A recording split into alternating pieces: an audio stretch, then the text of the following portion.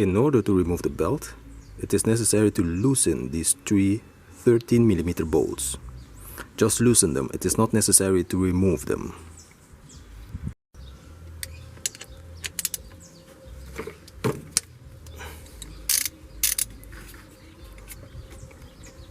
In order to remove or release the tension on the belt, it is necessary to remove this 13mm bolt, so to release the tension.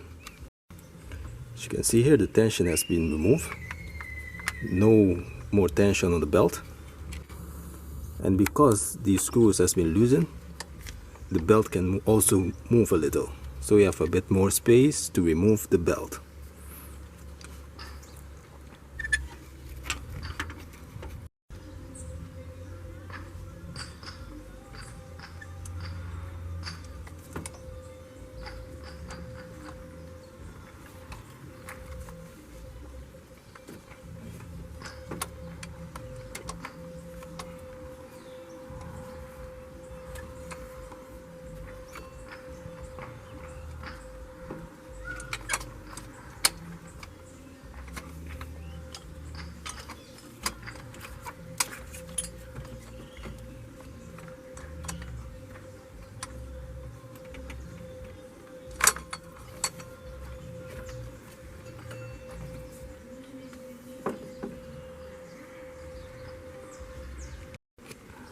Now the timing belt has been removed. Now it's easier for you, now it's easier to replace these pulleys. This one a 30mm bolt, this one also 30mm bolt, and to remove the tensioner, as I already said, is also a 13mm bolt. So just remove them or just replace them, and you're ready to replace the timing belt. Let's proceed. After replacing these pulleys and the tensioner, leave these pulleys, the camshaft pulleys, loose, so it will be easier to install the new timing belt. Make sure both the camshaft pulleys are fully directed into that direction, like this.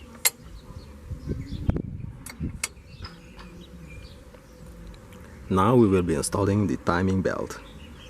First, start on the top pulley.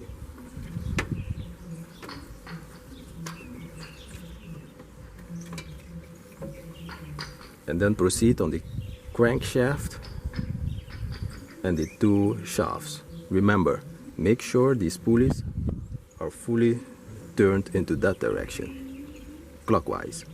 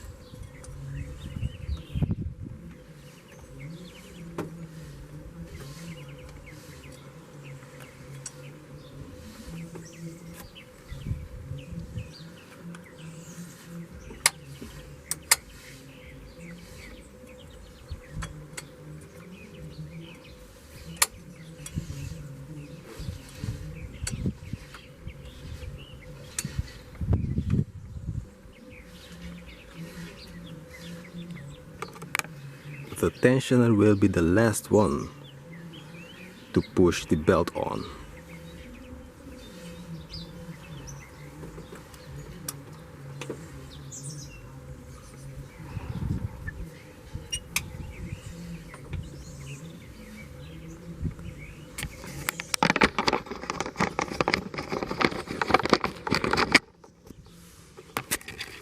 So first,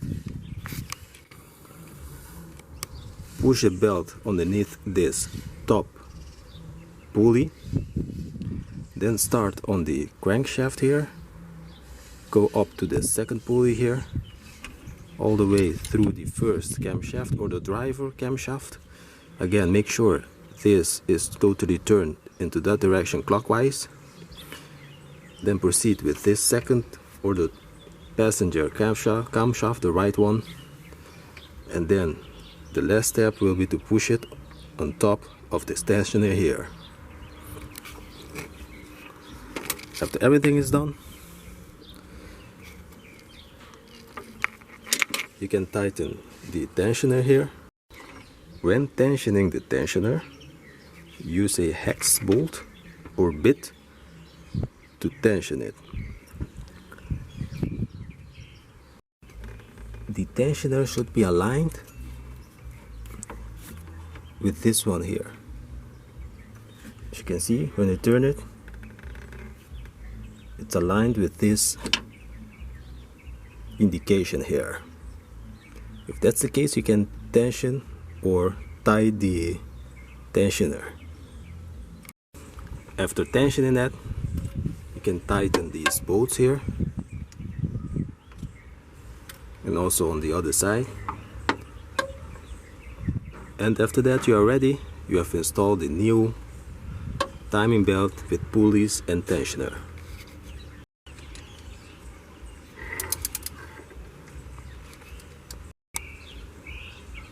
After tightening these bolts, you can remove now these pins. Don't forget to remove them. And also the one of the flywheel. If you forget this one, it will be very difficult to start the car. You can even damage it. Alright, the timing belt has been installed. A new tensioner, 2 new pulleys, everything is timed. Now it's ready to reinstall everything back. So in any case, you can play the video back in rewind and you can see. So let's start with the installing of the cover of the timing belt, and then we will continue with the installation of all the other parts. Let's continue. The installation of the cover is pretty straightforward. Just install it and bolt down these 8mm screws. Now that the cover has been installed, I will proceed with the guiding roller. Take heed, there's a pin here. So in order to install it, make sure it's inserted into the pin, so it's also installed in the correct direction. Then we'll install these pulleys of the water pump, the fan, so the water pump, the fan, and the harmonic balancer on the crankshaft. I have installed the different pulleys, this one for the fan, the water pump, and the crankshaft or the harmonic balancer. I have not tightened them yet since they are still spinning. After I install the belt, they will get more stiffer and it will be easier for me to tie them down. This one is 26 Newton meters.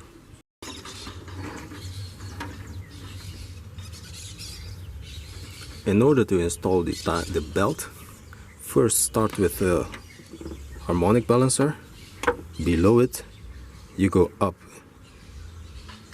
to the water pump pulley and down to the compressor. You go up again over here to the power steering pump. After the power steering pump, you go to the guiding roller here, to the fan pulley. Now we're going to use the tensioner, 1/4 inch, and a breaker bar, so we can pull the belt onto the alternator. Now don't forget to tighten these bolts or these screws, 10mm. This is the Torx E12 and also this one. And remember, this one is a 26 Newton meter. Now the different hoses starting from here will be installed by using the different pliers. The hose which is installed over there is this one. First install it here, over here, and pull it or install it, click it on this clip here.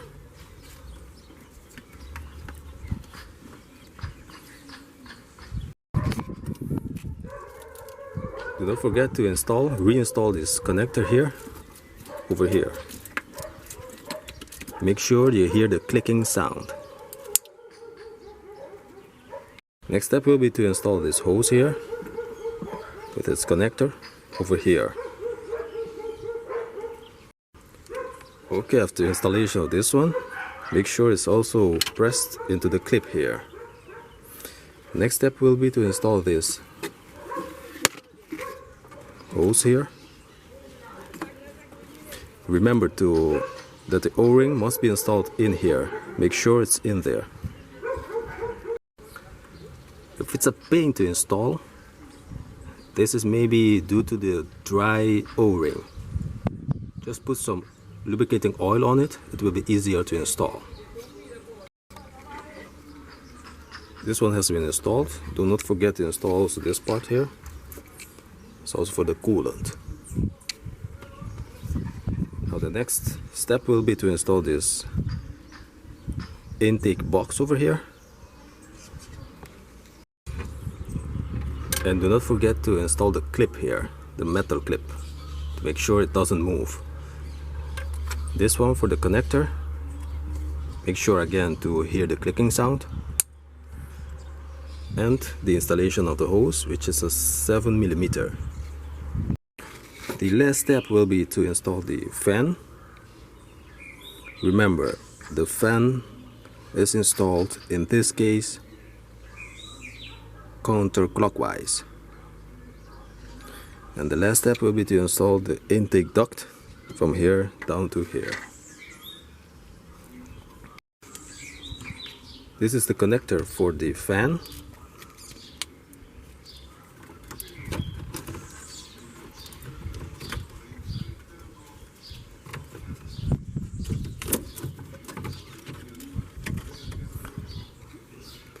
Put it in a manner that when the fan is turning, it doesn't damage it. For tightening the fan, I again use this plumbing plier. For the installation of this intake hose or intake tube, this is also 7mm. Alright, that will be all for the installation of all the reinstallation of all the components. The last step will be to, if you have lost any coolant or if it was needed for you to drain it, you can now refill the coolant reservoir. And the most important part, to start the engine. Ladies and gentlemen, this is Moz-Art. Thank you for joining me and have a good one.